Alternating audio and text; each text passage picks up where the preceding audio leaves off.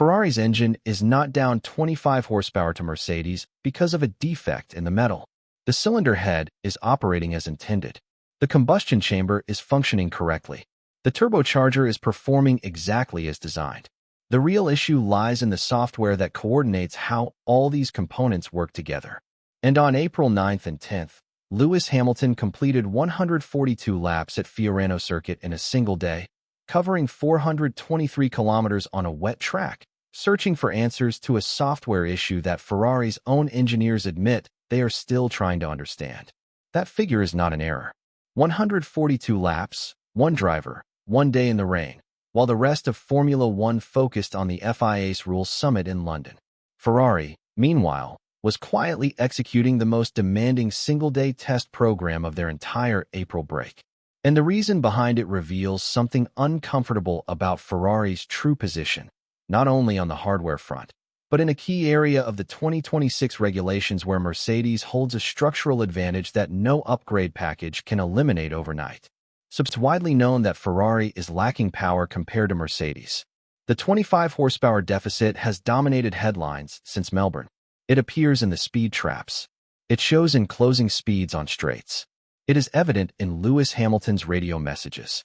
He said it clearly after Suzuka, "No power, can't fight them." The engine seems to be where the gap lies.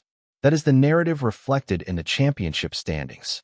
However, Franco Nugnes, one of the most well-connected journalists in the Ferrari paddock, published an analysis after the Japanese Grand Prix that adds significant nuance to that view. The engine hardware accounts for part of the deficit, but only part of it. Another, less visible source of performance loss exists within Ferrari's energy harvesting algorithm. The way the SF26's software determines when to recover energy, how much to recover, and at what rate across a lap is costing Ferrari lap time, independently of the combustion engine itself. In other words, even if the hardware deficit were solved tomorrow, Ferrari would still be losing time to Mercedes because their software is not maximizing the potential of the power unit they already have. This is not speculation. It reflects what Ferrari's own internal sources are indicating. That is precisely why Lewis Hamilton spent 2 consecutive days at Fiorano circuit this week, running laps in artificially wet conditions before the championship has even resumed. At every race weekend, inside Ferrari's remote garage, a group of around 10 engineers monitors live data streams from every lap. Their role is not to watch the race unfold.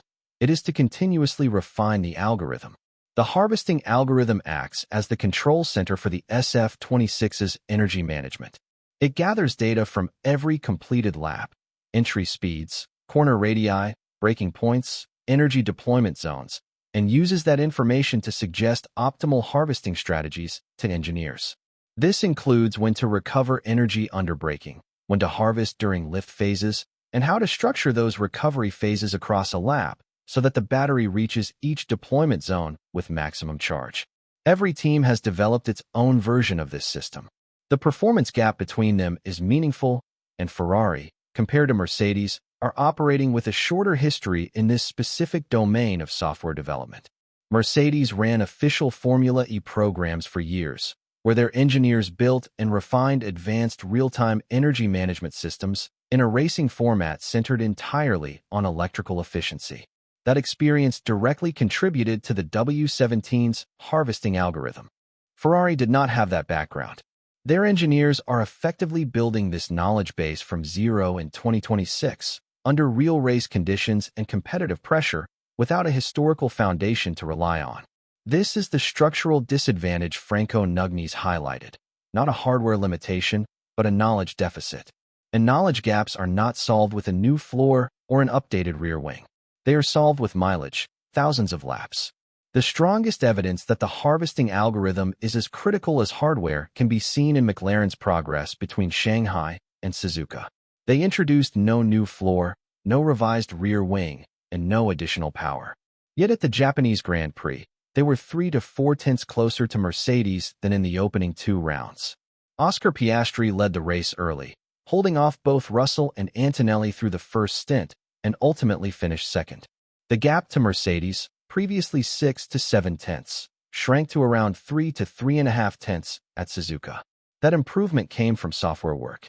Engineers analyzed energy management data from Melbourne and Shanghai, identified inefficiencies in their algorithm, and optimized their harvesting strategy ahead of Japan. Ferrari observed all of this. Unlike McLaren, Ferrari holds a direct advantage. They are a works team. They have full access to every aspect of their power unit: internal architecture, sensor data, thermal behavior, and deployment parameters, in a way customer teams do not. If McLaren could gain 3 to 4 tenths through software optimization of a Mercedes engine they do not fully control, Ferrari's potential gains from optimizing their own system are even greater. This is the logic behind Ferrari's Miami software push, and the reason Lewis Hamilton completed 142 laps at Fiorano. The April 9th and 10th test was officially labeled as a Pirelli wet tire development session. While accurate, that description does not tell the full story. Pirelli did bring a new full wet tire specification for 2027, and Ferrari did supply the car and driver to collect performance data under controlled conditions. Fiorano Circuit's irrigation system allowed the track to be consistently flooded, with ambient temperatures reaching 21 degrees Celsius. Hamilton's fastest lap was a 1 minute and 1.031 seconds.